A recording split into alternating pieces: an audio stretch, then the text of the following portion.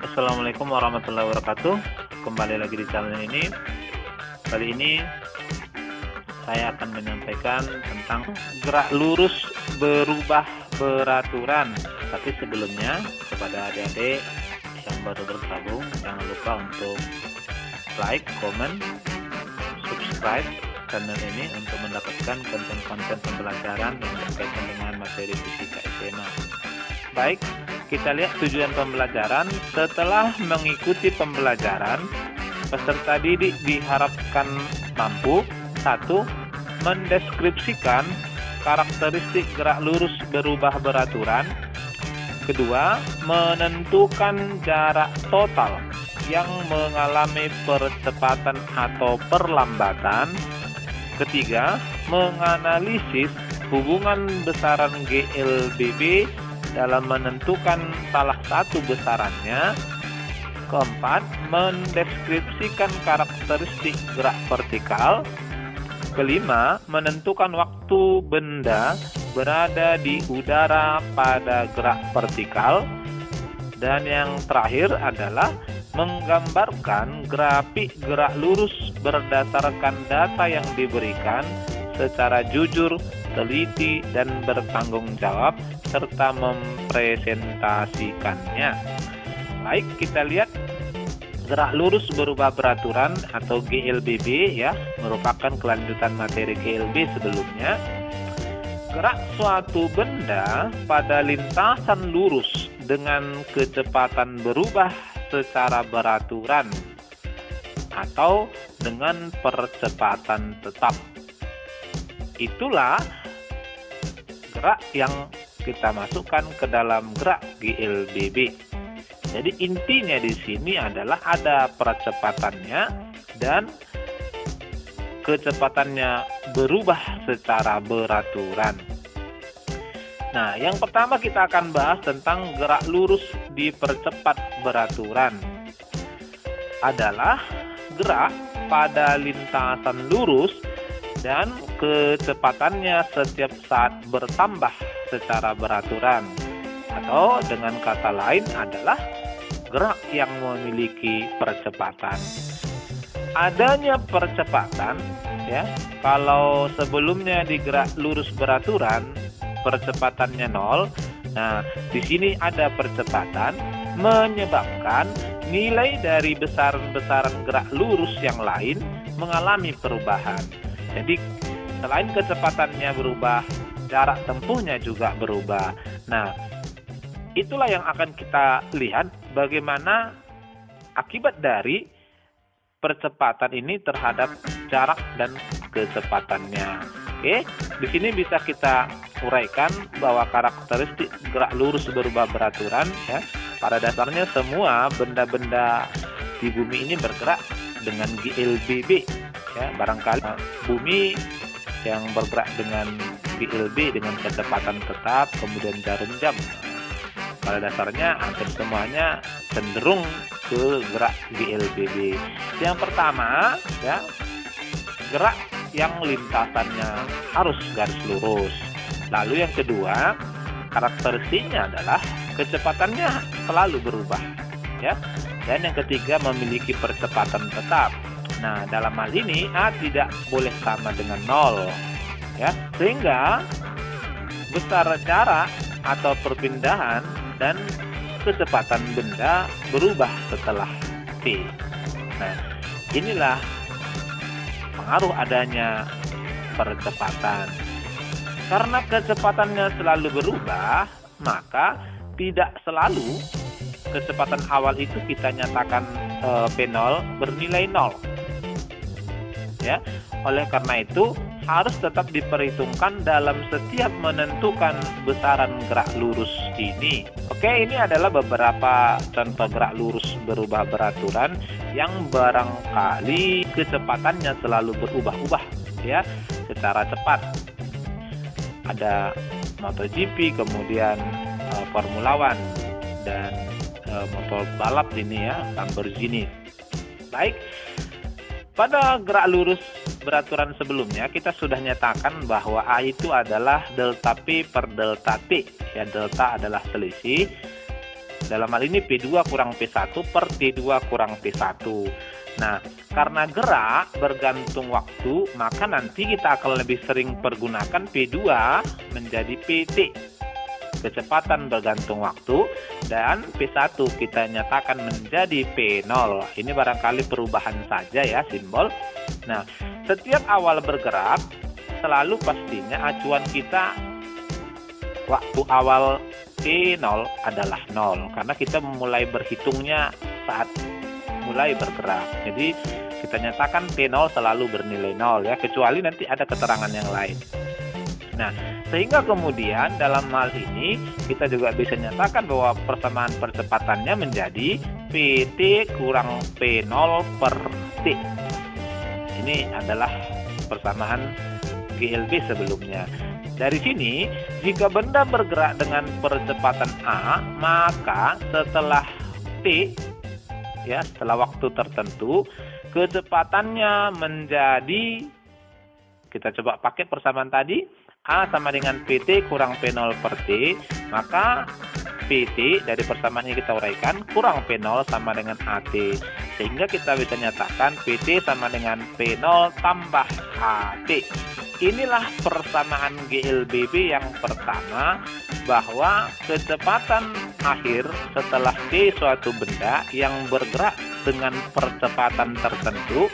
Jadi di sini diberikan percepatannya, kita menentukan kecepatan akhirnya, kita tentukan dengan P0 tambah AT.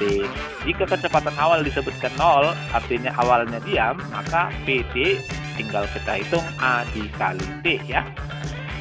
Hubungan jarak dengan percepatan dapat dilihat dari persamaan B sebelumnya. Ya, kita mau tinjau kalau tadi dengan kecepatan, sekarang kita coba tinjau jarak dengan percepatan atau perpindahan dengan percepatan. Bahwa sebelumnya kecepatan pada GLB adalah S per T. Tapi ingat, di GLB kecepatannya tetap. Lalu kalau di GLBB ini kecepatannya berubah. Bagaimana hubungan dengan konsep awal ini? Coba kita lihat, karena kecepatan selama bergerak dalam GLBB selalu berubah, maka yang dipergunakan ini adalah kecepatan rata-ratanya. Jadi kita ambil rata-ratanya. Nah, sehingga kecepatan rata-rata adalah PT tambah P0 per 2 ya. Tadi konsep awalnya P sama dengan S per T, maka di sini juga kita pergunakan konsep awalnya kecepatan rata-rata sama dengan S per T. Nah, dari persamaan ini bahwa S sama dengan kecepatan rata-rata dikali T, sehingga setelah T jarak tempuh benda adalah ST sama dengan P rata-ratanya dikali T ya. Nah, dengan mensubstitusikan tadi P rata-rata adalah PT tambah P0 per 2 dan PT sama dengan P0 tambah AT tadi, kita coba masukkan, maka ST sama dengan P rata-rata tadi, kita masukkan P rata-ratanya, PT tambah P0 per 2 dikali T. Lalu PT-nya kita ganti dengan P0 tambah AT, sehingga kita bisa tuliskan ST sama dengan P0 tambah AT tambah P0 per 2 kali T. Nah, dengan menyelesaikan persamaan ini, maka hubungan jarak dengan percepatan pada gerak lurus berubah beraturan dapat kita nyatakan dengan persamaan ST sama dengan P0T tambah setengah AT kuadrat. Kamu lihat dari persamaan sebelumnya ya, kita tinggal kalikan semuanya ke T, maka inilah persamaannya. Nah, ini kita sebut sebagai persamaan GLBB yang kedua ya.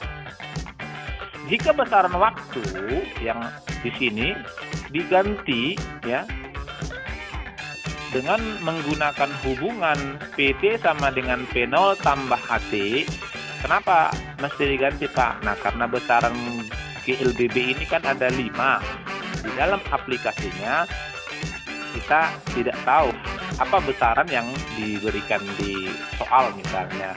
Oleh karena itu, maka akan ada kemungkinan-kemungkinan besaran yang lain yang diberikan. Sehingga tentunya kita harus tahu juga hubungan-hubungannya. Maka kita coba hubungkan ya. Dari PT sama dengan P0 tambah AT. Nah, kalau T kita hitung dari sini, bisa kita nyatakan sebagai PT kurang P0 per A. Lalu coba kita substitusi ke persamaan nomor 2 GLBT tadi. Kita ganti variabel T ya. Maka di sini kita tuliskan P0 kali PT kurang P0 per A sebagai T-nya tadi, tambah setengah A dikali PT kurang P0 per A dikuadratkan. Nah, kita akan coba selesaikan persamaan ini ya. Akan didapatkan hubungan antara kecepatan, percepatan, dan jarak tempuh. Nah, inilah nanti 3 besaran yang saling berkaitan. Dari sini, maka kita coba selesaikan dulu. ST sama dengan, kita kalikan dulu yang pertama, P0 PT kurang P0 kuadrat per A tambah setengah A, kita kuadratkan PT kurang P0 per A kuadrat, maka PT kuadrat kurang 2 PT P0 tambah P0 kuadrat per A kuadrat ya. PT kuadrat kurang 2 PT P0 tambah P0 kuadrat, ini adalah bentuk persamaan kuadrat ya, A dikurang B kuadrat. Nah, hasilnya kalau kamu masih ingat adalah A kuadrat dikurang 2AB tambah B kuadrat. Ini persamaan kuadrat yang sering juga nanti kita pergunakan sebagai ilmu dasar di fisika. Oke, nah kita selesaikan lagi. Kita coba samakan penyebutnya ya dengan A, karena tadi setengah A dikali. Nah, berarti A ini bisa kita eliminasikan satu. Kita bisa tuliskan ST sama dengan P0 PT per A, ini kita pisahkan, kurang P0 kuadrat per A tambah PT kuadrat per 2A. Kita buat setengahnya tadi ke penyebut, dikurang 2 PT P0 per 2A. Di sini nanti 2-nya bisa kita eliminasi, tambah P0 kuadrat per 2A. Oke, kita perhatikan persamaan di awal, P0 PT per A kurang PT P0 per A, karena 2 per 2 hilang ya, satu positif satu negatif berarti saling menghilangkan ya. Lalu min P0 kuadrat per A baris kedua tambah baris terakhir P0 kuadrat per 2A, berarti minus 1 tambah setengah, itu maksudnya ya. Dan terakhir PT kuadrat per 2A. Inilah sisa besaran kita setelah kita gabungkan. Maka dari sini dapatlah kita bahwa ST sama dengan PT kuadrat kurang P0 kuadrat per 2A.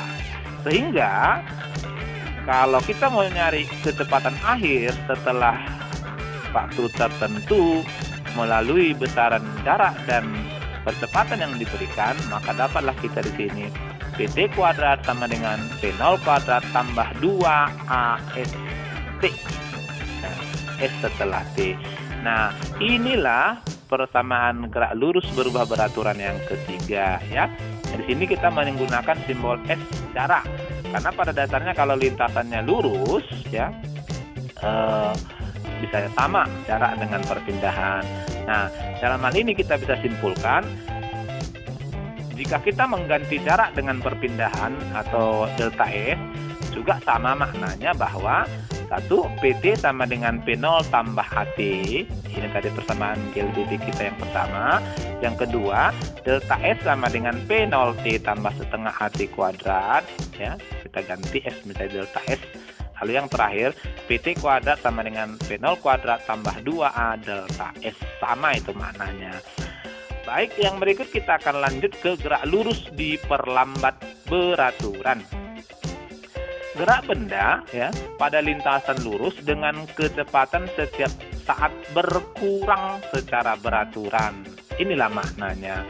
Atau dapat juga kita sebut sebagai gerak yang memiliki perlambatan, gitu ya.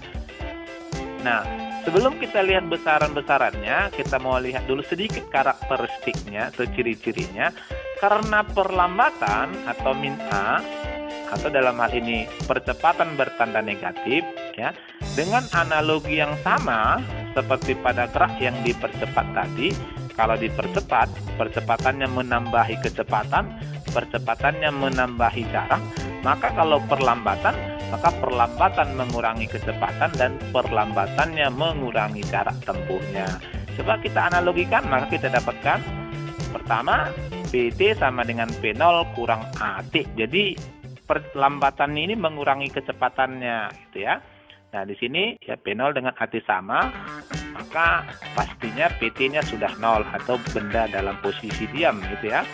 Lalu yang kedua, persamaan di perlambat ini kita bisa nyatakan ST sama dengan P0T kurang setengah AT kuadrat. Jadi nampak di sini bahwa perlambatan ini mengurangi jarak tempuh bendanya. Dan yang terakhir, kita bisa nyatakan bahwa PT kuadrat sama dengan P0 kuadrat dikurang 2AS. Iya.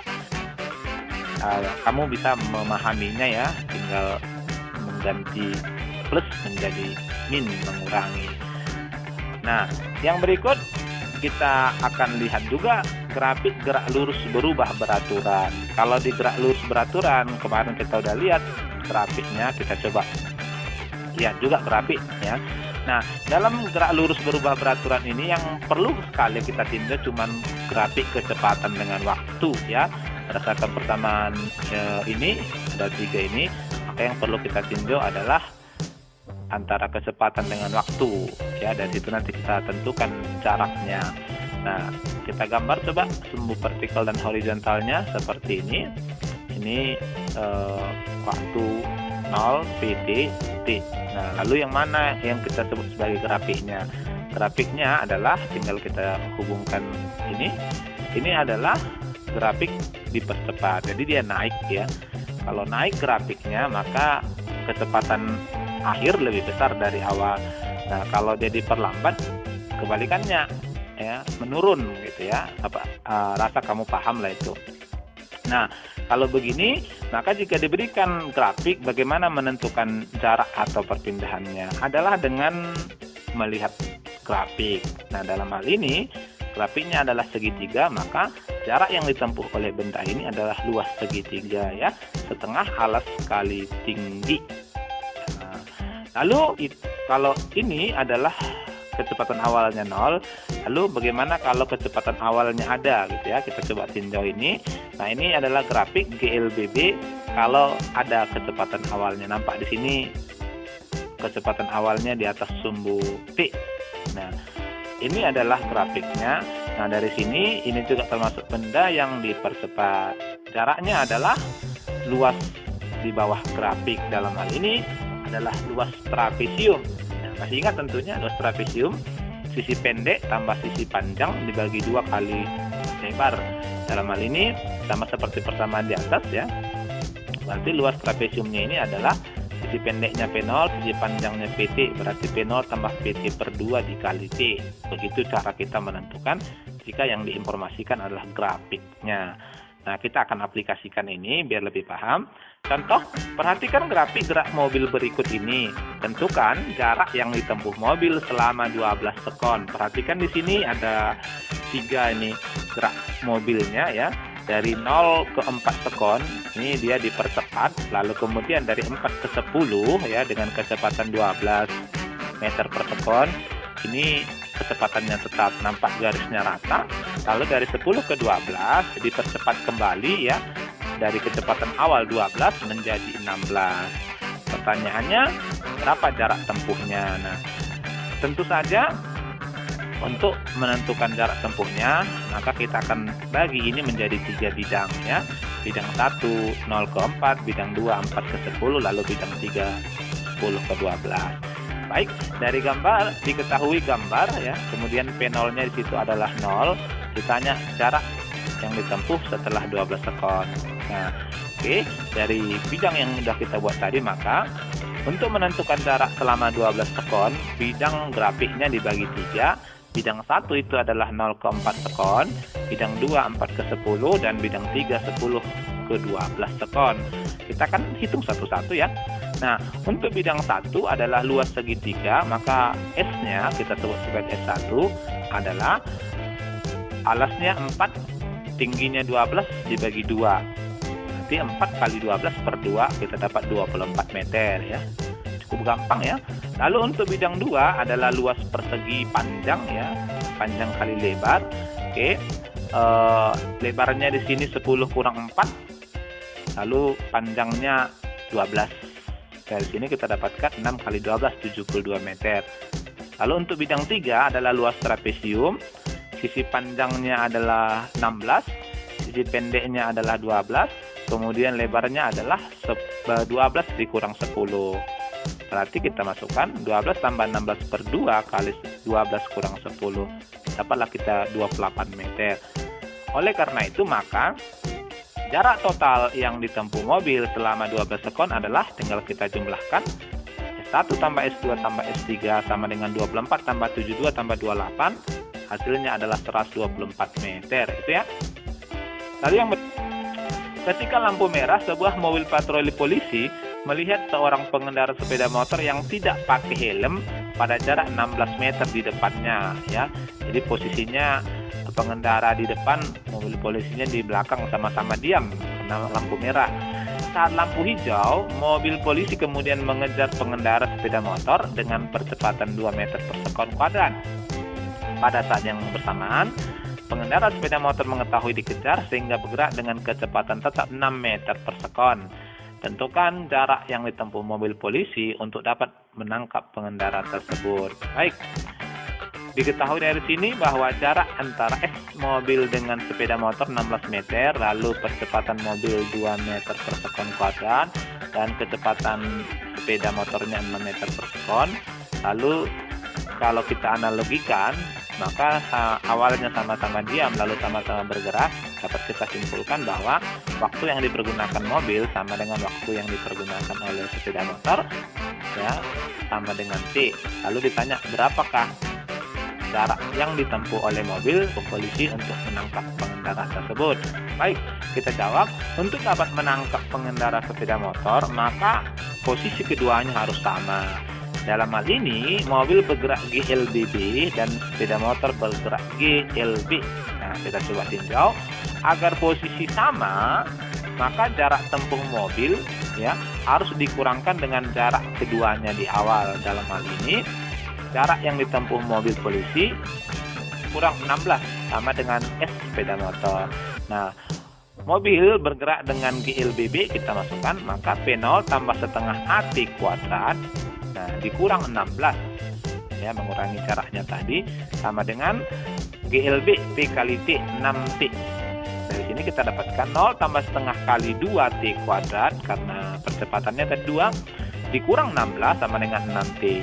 Dapatlah kita persamaannya menjadi T kuadrat kurang 16 sama dengan 6T, maka T kuadrat kurang 6T kurang 16 sama dengan 0. Dapatlah waktu keduanya bertemu ya. Ini adalah persamaan kuadrat, jadi akar-akarnya ini adalah kita ambil yang sederhana saja ya. Jumlah perkaliannya 16, kemudian jumlah akarnya minus 6. Maka bilangannya adalah 2 dengan minus 8 ya. Sehingga T tambah 2 kali T kurang 8 sama dengan 0, dapatlah kita sini T-nya sama dengan 8, yaitu solusinya. Nah, maka jarak yang ditempuh mobil polisi adalah tinggal kita ganti kebersamaan atas tadi. SM sama dengan 16 tambah, kita tambahkan kembali ya, karena itu jaraknya P0 tambah setengah AT kuadrat. Dapatlah kita 16 tambah P0 nya 0 tambah setengah kali 2 kali 8 kuadrat. Ternyata adalah 80 meter. Oke, yang berikut kita lanjutkan ke GLBB dalam arah vertikal. Nah, gerak benda yang percepatannya tetap, yakni percepatan gravitasi bumi ya, itulah pengertian gerak dalam arah vertikal. Nah, percepatan gravitasi bumi ini bisa kita ambil 9,8 meter per sekon kuadrat atau bisa juga 10 meter per sekon kuadrat. Jika tidak disebutkan agar lebih mudah, kamu bisa pakai 10 meter per sekon kuadrat. Nah, ini dibedakan atas gerak vertikal ke bawah, kemudian gerak jatuh bebas, dan gerak vertikal ke atas ya. Ada 3.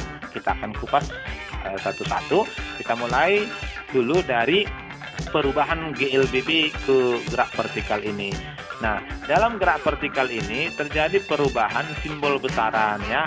Ini dasar sebenarnya, kamu bisa memahami. Itulah S kita sebut tadi jarak di awal.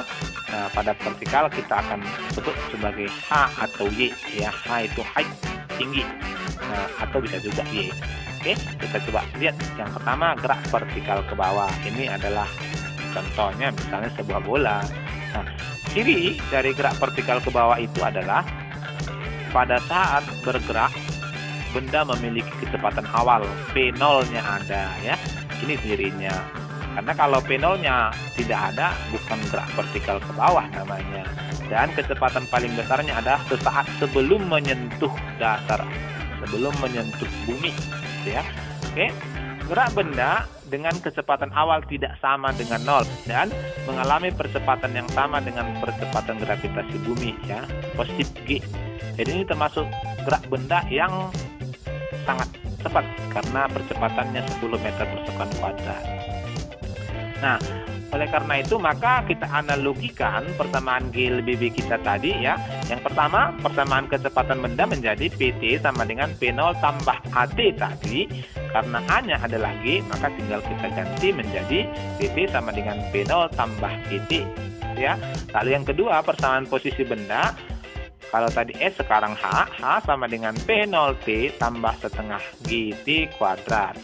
Lalu yang terakhir berlaku juga hubungan bahwa kecepatan air kuadrat PT kuadrat sama dengan P0 kuadrat tambah 2GH. Ya, inilah analogi yang kita pakai dari gerak lurus berubah peraturan tadi. Lalu yang kedua adalah gerak jatuh bebas. Adalah gerak benda tanpa kecepatan awal dan gerakannya hanya dipengaruhi oleh percepatan gravitasi. Nah, acuan dari gerak ini adalah dari tempat dijatuhkan ya. Nah, ini perlu juga dipahami ya. Dari tempat dijatuhkan adalah acuannya karena nanti sering diputar ini ya untuk menguji pemahaman. Ini misalnya adalah sebuah kelapa yang jatuh, termasuk ya gerak jatuh bebas. Jadi inti gerak jatuh bebas itu kecepatan awalnya sama dengan 0. Persamaan kecepatan gerak benda karena kecepatan awal sama dengan 0, berarti P0-nya tidak perlu kita masukkan lagi. Yang tinggal adalah PT sama dengan GT. Ini yang pertama. Yang kedua, persamaan posisi waktu dan kecepatan benda dapat kita tuliskan menjadi H sama dengan setengah GT kuadrat ya. Menghilangkan P0 ya. Dan dari sini juga bisa ditentukan waktu yang dipergunakan atau waktu yang dibutuhkan oleh benda sampai ke bawah adalah, kita konversi dari sini, akar 2H per G. Dan kecepatan pada setiap ketinggian ini bisa kita tentukan dengan P kuadrat sama dengan P0 kuadrat tambah 2GH. Ini ya. Nah, dari sini P0-nya 0, maka dapatlah kita P kuadrat sama dengan 2GH, P sama dengan akar 2GH. Itu penerapannya. Dalam hal ini H adalah ketinggian dan G adalah percepatan gravitasi bumi. Kalau yang terakhir adalah gerak vertikal ke atas, ini cirinya adalah gerak benda yang arahnya berlawanan dengan arah percepatan gravitasi bumi, sehingga selalu mengalami perlambatan sebesar percepatan gravitasi bumi. Dalam hal ini A sama dengan min G. Dan sifatnya di saat kecepatannya sudah 0, pada posisi itu benda mencapai titik tertinggi ya. Kecepatan dari awal tadi sudah 0, maka tidak ada lagi gerak ke atas ya. Dia akan jatuh bebas pastinya. Nah, syarat yang perlu dipahami dalam gerak vertikal ke atas adalah kecepatan awalnya harus ada ya. Kalau tidak mungkin bendanya naik ya. Sehingga P0 tidak boleh sama dengan 0. Ini syaratnya. Dan kecepatan awal inilah yang nanti akan dikurangi oleh perlambatan, yaitu percepatan gravitasi bumi bertanda negatif. Oke, sehingga persamaan kecepatannya ya setiap saat dapat kita tuliskan PT sama dengan P0 kurang GT. Ini percepatan gravitasi bumi mengurangi. Lalu ketinggian setiap saat adalah H sama dengan P0T kurang setengah GT kuadrat. Dan waktu mencapai titik tertinggi dari persamaan ini bisa kita konversi menjadi ya persamaan nomor 1 P0 per G. Itu mencapai titik tertinggi, kita sebut P max misalnya. Lalu tinggi maksimum yang dapat dicapai Hmax ya, kita konversi juga dari persamaan 3G LBB P0 kuadrat per 2G. Ini ya, saat mencapai tinggi maksimum kecepatan akhirnya adalah 0. Baik, contoh ini, sebuah batu dilemparkan ke atas dari sebuah tebing yang memiliki ketinggian 80 meter. Bola dilemparkan dengan kecepatan 20 meter per sekon. Pertanyaannya, berapa lamakah agar batu menyentuh dasar tebing? Ambil nilai G 10 meter per sekon kuadrat. Baik, nah intinya bola dilemparkan dari atas tebing. Sebelum jatuh bebas, maka saat dilemparkan bola akan naik terlebih dahulu ya. Setelah itu mencapai titik tertinggi, maka bolanya akan jatuh bebas ya. Oke, dari sini kita dapatkan H tebingnya 80 meter, lalu P0-nya 20 meter per sekon, G 10 meter per sekon kuadrat. Ditanya T agar batu menyentuh dasar tebing. Oke, kita jawab. Batu mengalami dua jenis gerak, yaitu gerak vertikal ke atas. Setelah mencapai titik tertinggi, maka batu mengalami gerak jatuh bebas ya. Kita coba bahas. Waktu yang dibutuhkan batu mencapai titik tertinggi sebelum jatuh bebas ya, kita pergunakan perlambatan tadi. PT sama dengan P0 kurang GT. Mencapai titik tertinggi maka PT sama dengan 0, maka T sama dengan P0 per G sama dengan 20 per 10. Ternyata batu itu mencapai titik tertinggi setelah 2 sekon. Nah, maka waktu yang dibutuhkan batu kembali ke ketinggian sejajar ketinggian tebing tempat dilemparkan tadi adalah 2 kali waktu naiknya ya. Di 2 sekon naik, 2 sekon turun untuk berada pada posisi yang sama, sehingga dapat di sini 4 sekon. Nah, setelah itu waktu jatuh bebas batu setinggi tebing adalah kita pergunakan persamaan H sama dengan setengah GT kuadrat, maka T sama dengan akar 2H per G ya. Kita konversi saja, sama dengan akar dari 2 kali 80 per 10, 2 kali 8 lah ya, 16 akar 16 4 sekon. Nah, dari sini maka waktu sejak dilempar hingga menyentuh dasar tebing, atau sering juga nanti disebut dengan waktu berada di udara, adalah kita jumlahkan, hasilnya 8 sekon. Nah, inilah barangkali pemaparan tentang materi gerak lurus berubah beraturan ya. Baik, untuk pertemuan ini barangkali cukup sampai di sini. Kita akan perkuat nanti di diskusi dan penugasan. Barangkali demikian. Wassalamualaikum warahmatullahi wabarakatuh.